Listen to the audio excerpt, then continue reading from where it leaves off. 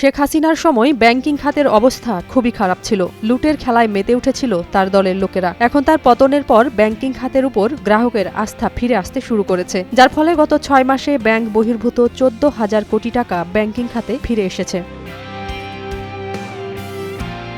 ব্যাংকে বেড়ে গেছে আমানত প্রবাহ। ৬ মাসে আমানত বেড়েছে ৩৪,০০০ কোটি টাকা। গত ডিসেম্বর প্রান্তিকের বাংলাদেশ ব্যাংকের এক প্রতিবেদন থেকে এ তথ্য জানা যায়। অর্থনীতিবিদদের মতে, ব্যাংকের বাইরে থাকা টাকার পরিমাণ বেড়ে গেলে সেটি অর্থনীতির জন্য ক্ষতিকর হয়।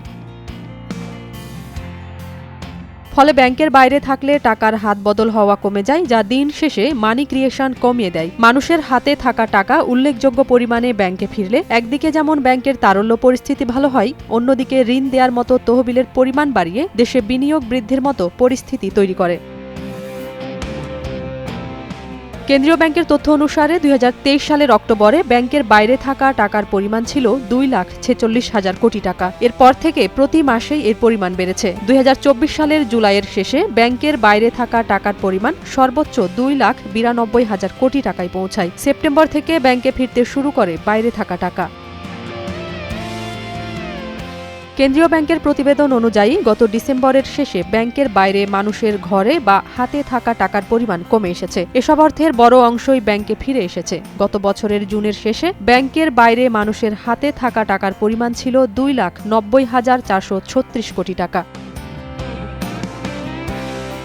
অতএব ডিসেম্বর শেষে তা কমে দাঁড়িয়েছে ২,৭৬,৩৪১ কোটি টাকায়। সেই হিসাবে ৬ মাসের ব্যবধানে ব্যাংকের বাইরে থাকা প্রায় ১৪,০০০ কোটি টাকা ব্যাংকে ফিরে এসেছে। বাংলাদেশ ব্যাংক বলছে, দেশের ব্যাংক খাতে গত জুনের শেষে মোট আমানতের পরিমাণ ছিল ১৭,৪২,৭৯৮ কোটি টাকা।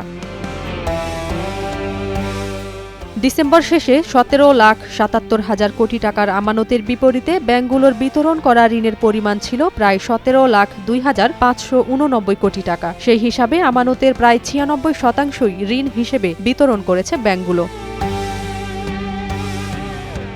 এদিকে ব্যাংক খাতে আস্থা ফেরায় ব্যাংকিং চ্যানেলের মাধ্যমে রেমিট্যান্স প্রবাহ বেড়েছে। চলতি ফেব্রুয়ারি মাসের প্রথম ১৫ দিনে ১৩১,২২,৩০,০০০ ডলারের রেমিট্যান্স এসেছে। বাংলাদেশ ব্যাংকের সর্বশেষ হালনাগাদ প্রতিবেদনে এই তথ্য উঠে এসেছে।